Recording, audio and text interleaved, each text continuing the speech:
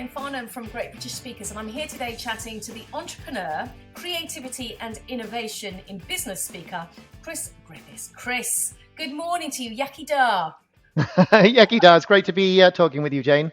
Yeah, and I know my Welsh accent's going to come out now because, of course, you're Welsh, but it's lovely to hear that little lilt in your voice. It reminds me of home. So before we get onto your current speaking career, could you give us a bit of background on your previous life? My previous life, gosh, how long have we got, Jane? I was one of these people that never really got on too well in sort of my educational life. I've always been a creative person, so trying to fit and conform to how education wanted you to be was always difficult. So I spent most of my time running away from the school than going to the school, I think. But I set up my first business, call it a business, when I was 14. It was just selling lead figures, believe it or not, in a school assembly. I didn't like being out in the cold, so I thought I need to come up with a business solution to this, and came to an agreement with the school. Really got interested in computers, sold my first computer games when I was, 16 years old. Started taking computing at A level. Had an unclassified, so I had the lowest of the low score, which always amuses me to this day because millions of people have used the tech that myself and the team have created. So it doesn't matter what education labels you as, or teaches you, or tells you can be. You can be anything you want if you're passionate enough. And when I failed computing in sixth form, first thing I did was set up a computer company, and that was a great learning experience. I like to describe myself as a man of many failures. For one, I think it's really important to understand that failure is a big part of innovation. My first big success that led to an even bigger failure was the company that I set up when I left school. That became an international company. We had offices in five different countries. I sold it when I was 25, and you can imagine a 25-year-old with 5 sports cars and feeling like everything that he touched would turn to gold is a recipe for disaster. And it really was, because the hubris set in, and then I invested everything I made in a new company, and that didn't work so well. So that was my university of life experience. That was my cost of university. During that time, I'd become really interested in personal development. I was always fascinated by the brain. I was always fascinated by learning strategies, creativity, and that was really what I jumped into next. So I created an ed tech company way before its time. So we were doing gamification before the word even existed. So using computer games to help students learn. And that grew into a PLC, which was really exciting, one of the fastest growing tech companies in Europe. And there I hit another failure point in my life, which was a great learning sort of chapter for me, which is you become a PLC, and the whole way the company operates change. It goes from being a innovative company to being a backward-looking company where spreadsheets are more important than ideas, and I hated it. Absolutely hated being in charge of a PLC. So I stepped down, and that's where I set up OpenGenius, which is where I currently am. OpenGenius has been going for 18 years now, and the focus is to help people think and create in a more effective way, be more productive and innovative. And that's delivered through technology, through training, through coaching.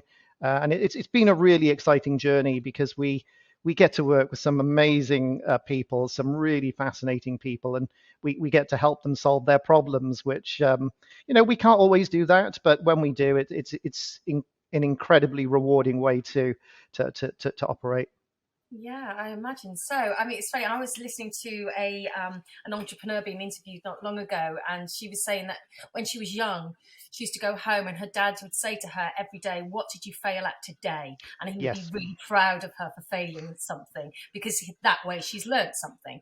And it's so true. And I was thinking about that, and I don't think I do that with my kids, but it's really something to take on board, because it's where you learn, and it's Jane, it's so important, especially with youngsters, because just think about it. When you're in education, you're taught there's only one right answer. That's so dangerous. We all know there's more than one right answer, yeah, and they're also taught it's not acceptable to fail. yeah, Well, they come out of they come out of academia thinking this is the way it naturally is. yeah, It isn't that way whatsoever. So, preparing. Look, failure is not great. I'm not a big fan of saying, yeah, you've got to love your failure. Everyone hates failure. It's awful. But you have to accept that success and failure are part of the same process. I mean, yeah, if you're not failing, you're not pushing yourself. So if you're not pushing yourself, you're stuck in the sort of status quo. And it really is hard for youngsters today because of the way the sort of industrial age education system yeah, is making them conform to a certain yeah. type of thinking. And we're not sort of teaching them how to think anymore. We're telling them what to think, and that's really scary. It's really upsetting. I mean, it is changing. Some countries of the world, you're seeing a completely different change of mindset. Mm, So it's not about just filling the bottle, just filling them full of knowledge. It's about yeah, helping them understand how they create new knowledge. absolutely. And that's where the value is. It's not regurgitating knowledge. We have the internet for that. We Yeah, have AI for that. yeah, So how do you help people to create new knowledge that brings meaningful benefit to them and others? That's the key point, and that's where education should be focusing. But of course, everyone's afraid to do that because how do you measure it? yeah. It's No, I get I it. mean, we could talk about that forever. It's Yeah, absolutely. I mean, you've obviously had some great achievements and some interesting roles, and obviously that's probably brought you in touch with some very famous people. So I know you're probably not allowed to name names, but I'm sure you've met some very interesting people. yeah. Well, this is again doing what I do. I learn so much from the people that I'm with. Um, I'm surrounded by sort of a team of international coaches and facilitators, so they're really, at the cutting edge of helping people make better decisions, solve Mm, problems. Myself, I've had the honor to work with several different royal families. I've worked with Nobel laureates. I've worked with um, I've worked with governments, CEOs. I suppose the hardest people I've worked with are children, never and work they're with always they're animals. Come on, you should know that, Chris. because they're so creative. So I feel like I've really benefited a lot from that. And in fact, the people that I worked with, I wouldn't say I was always successful in helping them. I think especially in the early days where I felt that creativity was just about using the right tools and doing the right activities.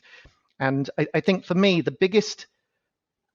one of the biggest honors and one of the biggest failures that I had is when I was asked to facilitate a brainstorming session at the Petra Nobel Conference. And that conference had 40 Nobel laureates, and it had religious leaders, it had political leaders there, and we were all there to come up with solutions to child poverty and hunger. Now, what a great opportunity to work with some of the most preeminent minds in the world.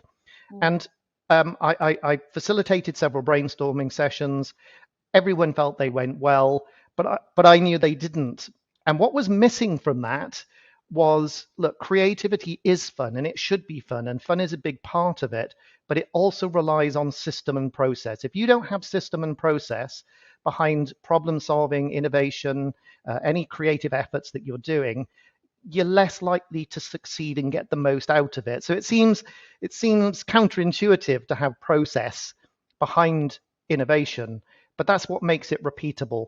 And that's what led me on another journey, which was publishing books, trying to understand, well, how could I make this innovation process more effective, and how could it become repeatable? mm. I'm all about system and process. Believe me, Chris, my team hate me for it. So then how did the speaking come about? Did it arise out of those training sessions? No, no. I mean, gosh, how did the speaking come about? God, if we went back, I was your typical computer nerd. I mean, the thought of me doing any speaking, just no way on the planet. And when I was in my early 20s, British Telecom were doing a road show. I think it was with the Sunday Times or somebody, and they wanted me to talk about technology. So all of a sudden, I had to do 25 speaking events in a really short period of time.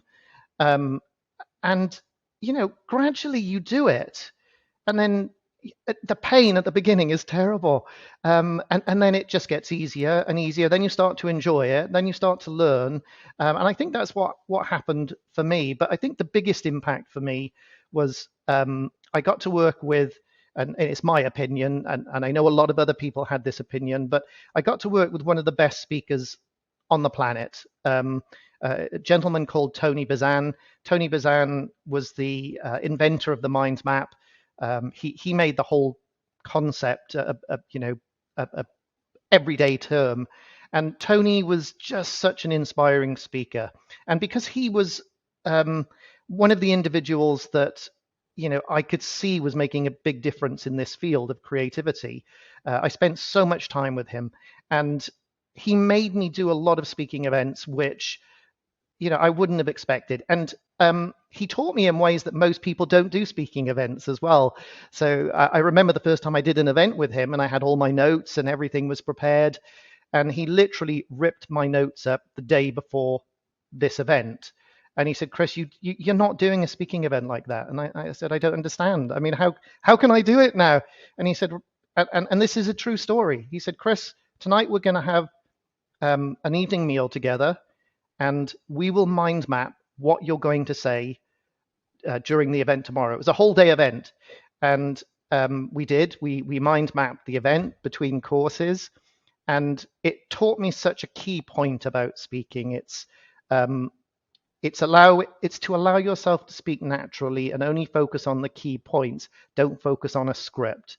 And so that time I spent with Tony was just an incredibly challenging time for me, because he put me in situations I was very uncomfortable about. I remember at one point in Bahrain, he got double booked, and he said, "Chris, can you just go and speak to the audience? We've got 250 people that have paid for lunch to hear me speak. I'll be 10 minutes.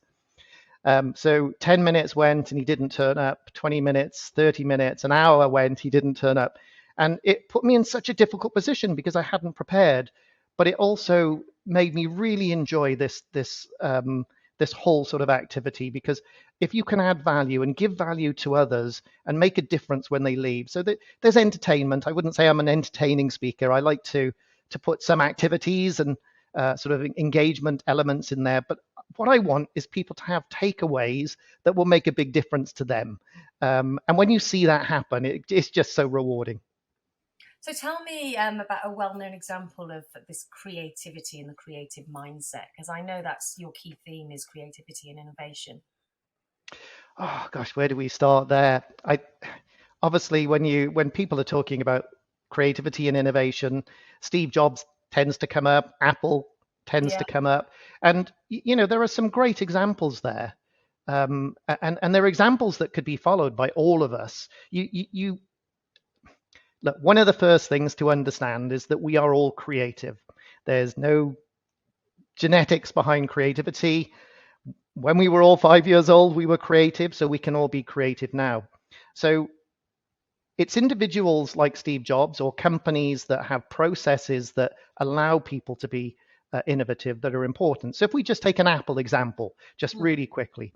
Now, if we all went back in time and did a little thought experiment game and we pretended that we didn't know the iPhone was ever going to exist, and we all sat down as a group and we said, okay, let's brainstorm the next mobile phone. Let's come up with the phone that's just going to sell more than any other.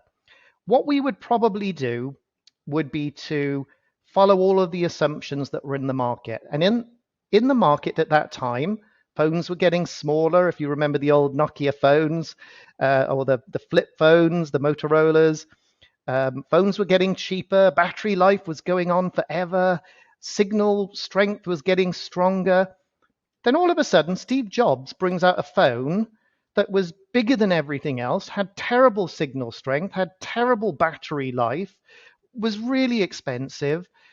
He wasn't afraid, and his team wasn't afraid to challenge every assumption that was driving the market that they were in. Mm. And they came out with something completely innovative. And again, that's just one real example. I mean, you have to ask yourself, whatever operation you're in, whatever business you're in, whatever you're doing, you have to sometimes just sit down and say, okay, well, what am I assuming?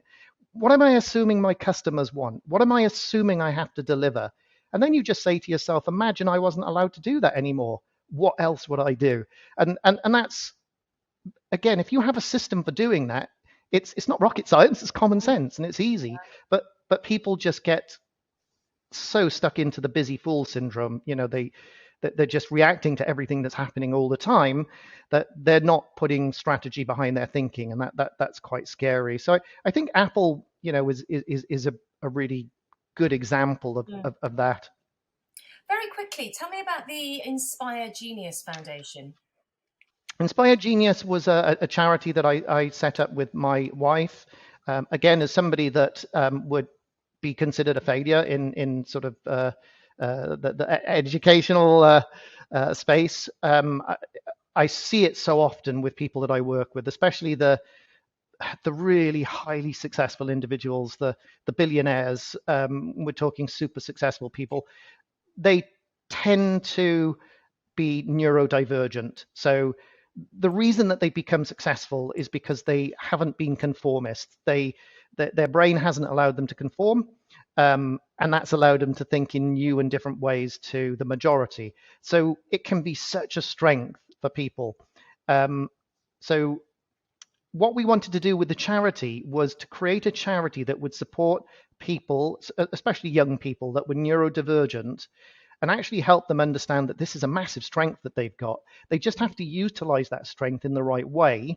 An organization should be taking these people on board, as quickly as they can, because the speed of innovation is accelerating all the time.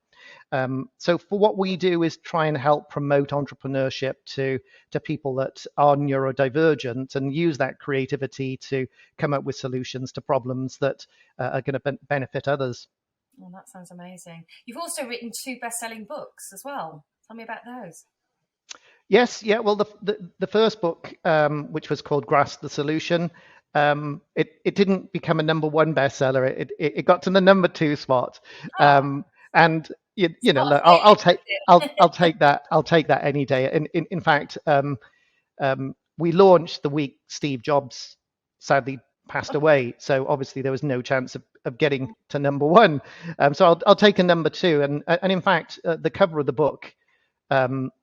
I actually put Steve Jobs' quote, and it was, innovation distinguishes between a leader and a follower, and just that message is so powerful. There's nothing wrong with being a follower, but if you're determined to be the leader, you have to innovate.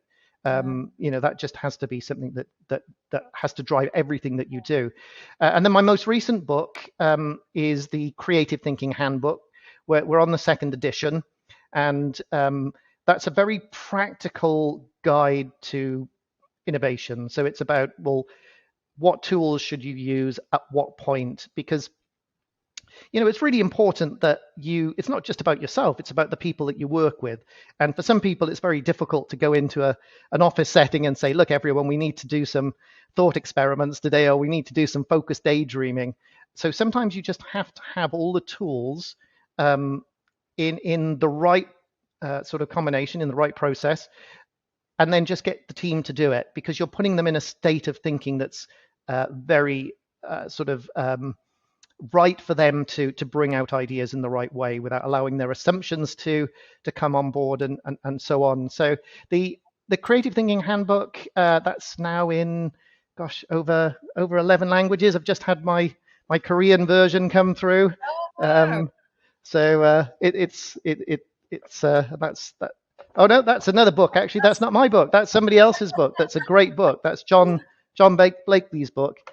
He hasn't paid me to promote it. I was looking to see if I had the English one there, but I don't have the English one. But I really enjoyed working on the Creative Thinking Handbooks, and my co-authors Melina and Cara. They're an absolute pleasure to work with. They're both, highly creative individuals as well. So it's not just me, but it's a team of people, and also it's the people that we've worked with over the last decade that have been putting these practices, into practice. Actually working with individuals and organizations to see what works and what doesn't work. Well, so I'm going to have to get hold of both of those. But I'm finally, because I know we've been chatting for quite some time, just tell me what gives you the biggest buzz about communication and speaking and what you do when you get up on stage. Well, I love innovation and creativity, and I love talking about it. It's my passion. There are things that upset me. Innovation and creativity is not just colorful rooms with grass carpets and bean bags. It is about that systemizing creativity. So the more that people talk about it, the more people can understand it, and it will make a big difference.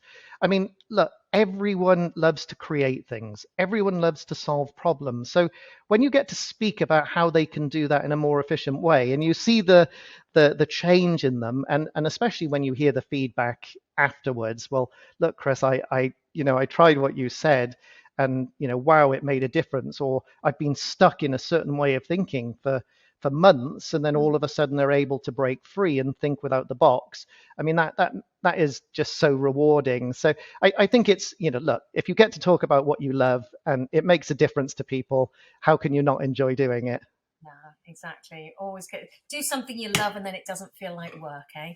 Absolutely. Chris, it's been absolutely my pleasure to speak to you. Thank you so much for your time today. Likewise, Jane, really, really enjoyed speaking with you. And if you'd like to book Chris to talk to your team about innovation and creativity, then do contact myself or Steve at Great British Speakers on 01753 439 289, or you can email bookings at greatbritishtalent.com.